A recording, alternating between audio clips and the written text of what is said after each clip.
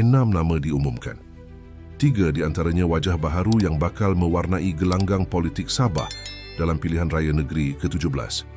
Parti Maju Sabah atau SAPP kini menyiapkan barisan calon mereka dan langkah ini mungkin menjadi titik penting kepada perjalanan politik parti itu selepas sekian lama berada di arena negeri di bawah bayu ini. Tapi persoalannya, apakah barisan ini cukup kuat untuk menarik semula kepercayaan rakyat Sabah? Atau adakah ini sekadar langkah awal kepada satu perubahan yang lebih besar dalam lanskap politik negeri? Salam sejahtera kepada para sahabat penonton semua. Bertemu kita sekali lagi dalam channel The Scream Media. PRN Sabah, SAPP umum 6 calon termasuk 3 muka baharu. Itulah berita kita pada kali ini dan sebagai disclaimer, berita ini adalah berdasarkan artikel asal yang dipetik daripada Sabah Gazette. Kota Kinabalu, Parti Maju Sabah, SAPP, secara rasmi mengumumkan 6 calon yang akan bertanding pada pilihan raya negeri Sabah, PRN ke-17. Pengumuman yang dibuat di Ibu Pejabat Parti di Kota Kinabalu itu disampaikan sendiri oleh Presiden SAPP, Datuk Yong Teck Lee, dan menandakan kesediaan parti itu untuk kembali mencabar di peringkat akar umbi selepas beberapa tahun memainkan peranan dalam gabungan politik. Antara nama besar yang diketengahkan ialah 2 timbalan Presiden Parti, Datuk Edward Dagul yang akan bertanding di kerusi Dewan Undangan Negeri Dun Limbahau dan Datuk Japiril Suhaimi yang akan bertanding di Dun Kundasang. Kedua-dua tokoh ini bukanlah asing dalam politik Sabah dan pernah memainkan peranan penting dalam memperkukuh struktur parti di kawasan luar bandar dan pedalaman. Selain itu, Naib Presiden SAPP, Gee Tien Siong, akan bertanding di Dun Layang sementara Naib Pengerusi Pemuda, Yong Yit Lee, akan mencuba nasib di Dun Likas, kawasan yang sering dilihat sebagai barometer politik bandar di Sabah. Naib Pengerusi SAPP Tanjung Papat, Henry Liu Yunye, pula akan bertanding di Dun Tanjung Papat, manakala Ketua Mudanita Parti, Yvonne Yong Yit Fung, akan berentap di Dun Segama. Setiausaha Agung SAPP, Datuk Richard Yong Wee Kong, menjelaskan bahawa kesemua nama calon ini telah dipersetujui sebulat suara oleh Majlis Tertinggi Parti dalam mesyuarat yang berlangsung semalam. Menurut beliau, separuh daripada calon yang diumumkan adalah muka baharu. Yong Yit Lee, Henry Liu dan Yvonne Yong, yang buat pertama kali akan menyertai medan politik negeri. Berdasarkan jadual rasmi Suruhanjaya Pilihan Raya, SPR, tarikh penamaan calon bagi PRN Sabah ditetapkan pada 15 November, manakala pengundian awal akan diadakan pada 25 November dan hari mengundi umum pada 29 November ini.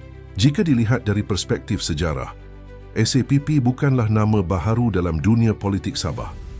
Ditubuhkan pada tahun 1994 oleh Datuk Yong Teck Lee selepas perpisahannya daripada Parti Bersatu Sabah, PBS, SAPP pernah menjadi sebahagian daripada kerajaan negeri pada tahun 2001 sebelum meninggalkan Barisan Nasional, BN, pada 2008. Langkah keluar itu dilihat ketika itu sebagai simbol perjuangan autonomi politik Sabah, satu tema yang sering ditekankan oleh parti ini hingga ke hari ini. Namun, sejak PRU dan PRN sebelum ini, pengaruh SAPP sedikit merundum, terutamanya apabila parti-parti baharu seperti Warisan dan GRS muncul dengan kekuatan akar umbi yang lebih meluas. Maka, pengumuman kali ini boleh dianggap sebagai usaha kebangkitan semula. Satu cubaan untuk membina semula kepercayaan dan relevansi di mata rakyat Sabah, terutamanya generasi muda yang mungkin tidak begitu mengenali sejarah parti itu.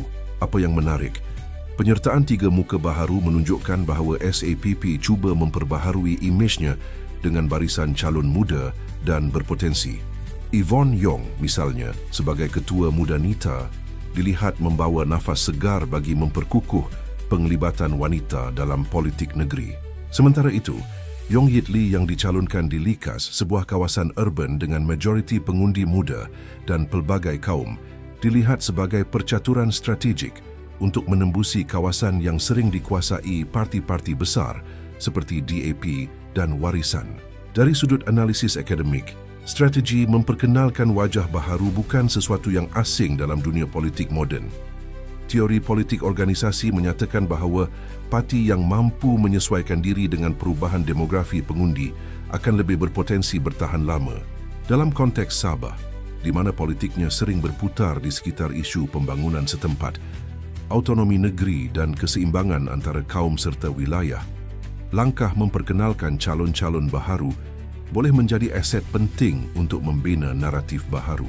Namun SAPP juga akan berdepan cabaran besar, bukan sahaja daripada parti pemerintah di bawah Gabungan Rakyat Sabah, GRS, tetapi juga daripada parti-parti pembangkang lain yang kini lebih tersusun dan mempunyai jentera akar umbi yang kuat. Dalam dunia politik Sabah yang penuh warna-warni ini, pengaruh tempatan seperti faktor peribadi calon, hubungan masyarakat dan isu pembangunan daerah seringkali lebih menentukan daripada ideologi semata-mata. Secara keseluruhannya, pengumuman calon SAPP ini bukan sekadar senarai nama, tetapi simbol kepada satu perjuangan panjang untuk mengekalkan suara politik tempatan Sabah dalam dunia politik Malaysia yang kian kompleks. Sama ada langkah ini akan membawa SAPP kembali ke barisan hadapan atau sekadar menjadi catatan dalam sejarah pilihan raya negeri, hanya masa dan kehendak rakyat Sabah yang akan menentukan. Dalam politik, tiada kemenangan yang kekal dan tiada kekalahan yang abadi. Yang kekal hanyalah perjuangan untuk rakyat. Seperti kata pepatah, laut yang tenang tidak melahirkan pelaut yang hebat. Begitu juga dengan parti politik, mereka diuji oleh gelombang, diasah oleh masa, dan hanya yang tabah akan bertahan. Atau dalam bahasa peribahasa Melayu, biar lambat asal selamat, biar perlahan asal tidak tersesat. Mungkin inilah falsafah yang kini dipegang oleh SAPP, kembali bukan sekadar untuk bertanding, tetapi untuk menegaskan bahawa perjuangan politik Sabah belum selesai. Apakah langkah ini akan menjadi kebangkitan semula atau sekadar nostalgia masa lalu? Itulah persoalan yang bakal dijawab oleh rakyat Sabah pada 29 November nanti. Apa pandangan anda tentang strategi dan hala tuju baharu SAPP kali ini? Adakah rakyat Sabah akan memberi peluang kepada mereka sekali lagi? Kongsikan fikiran anda di ruangan komen kerana setiap pandangan anda membawa suara Sabah yang sebenar. Jangan lupa tekan butang like, subscribe dan hidupkan loceng notifikasi agar anda tidak terlepas berita dan analisis politik Sabah yang seterusnya. Sekian, kita jumpa lagi.